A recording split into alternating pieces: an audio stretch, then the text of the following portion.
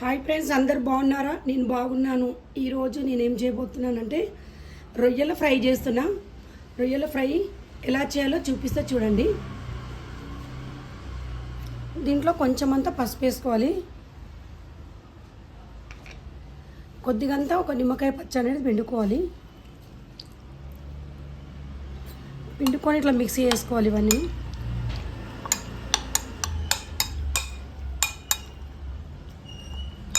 చేసేసి ఇది ఒక హాఫ్ అన్ అవర్ అంతా పక్కన నానబెట్టుకోవాలి. మూత పెట్టి హాఫ్ అన్ అవర్ పక్కన పెట్టుకోవాలి. హాఫ్ అన్ అవర్ అయితే అయిపోయింది. మనం రొయ్యలు తీసేసి ఇప్పుడు నూనెలో ఫ్రై చేసుకుందాం. ఓకేనా? ఇలా 3 చెంచాల నూనె పోసుకున్నాం. ఇప్పుడు నూనె అయితే కాగుతుంది. ఇప్పుడు ఇందులో అయితే మనం రొయ్యలు వేసేసుకొని ఫ్రై చేసుకుందాం. నీళ్ళు లేకుండా వేసుకోవాలి.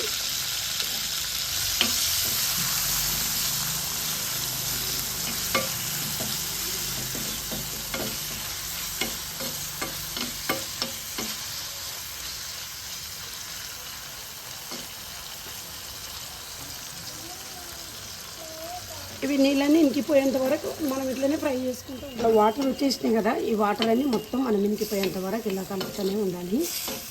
ఓకేనా ఫ్రెండ్స్? రొయ్యలు అయితే ఫ్రై అయిపోయినాయి. ఇప్పుడైతే రొయ్యలు అయితే తీసేయాలి. వాటర్ మొత్తం పీడ్చుకుపోయినాయి. నూనె అయితే సపరేట్ అయిపోయింది.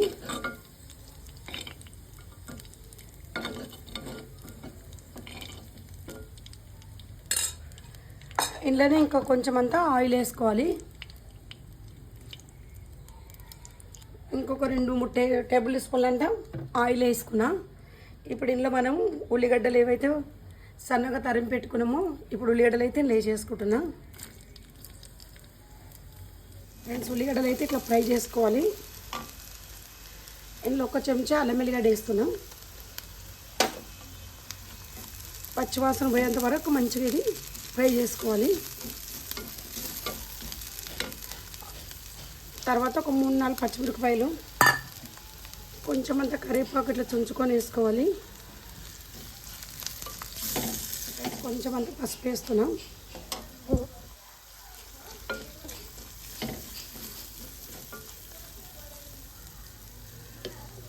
ఒక చెంచా కారం వేస్తున్నాం. రుచికి తగ్గినంత ఉప్పు వేసుకోవాలి. ధనియాల పొడి ఇది 1 చెంచా. తర్వాత గరం మసాలా, కొద్దిగంత జీలకర్ర పొడి, ఇవన్నీ వేసేసి కలిపేసుకోవాలి సన్న మంట మీద. ఫ్రెండ్స్, ఇవైతే మంచిగా నూనెలో ఇట్లా మంచిగా మగ్గనిచ్చుకోవాలి. తర్వాత మనం ఈ రొయ్యలన్నీ వేసేసుకోవాలి.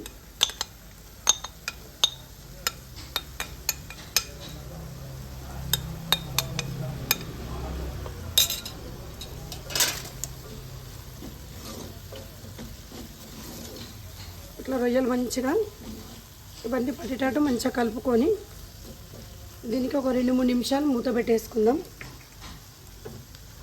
ఫ్రెండ్స్, ఇప్పుడైతే మూత తీస్తున్నాం.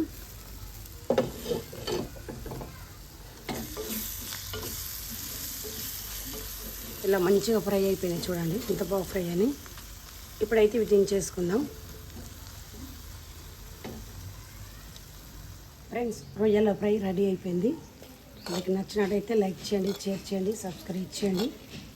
చాలా టేస్టీగా చాలా బాగుంది. ఓకేనా? మళ్ళీ ఒక వీడియోలో మళ్ళీ కలుసుకుందాం. బాయ్.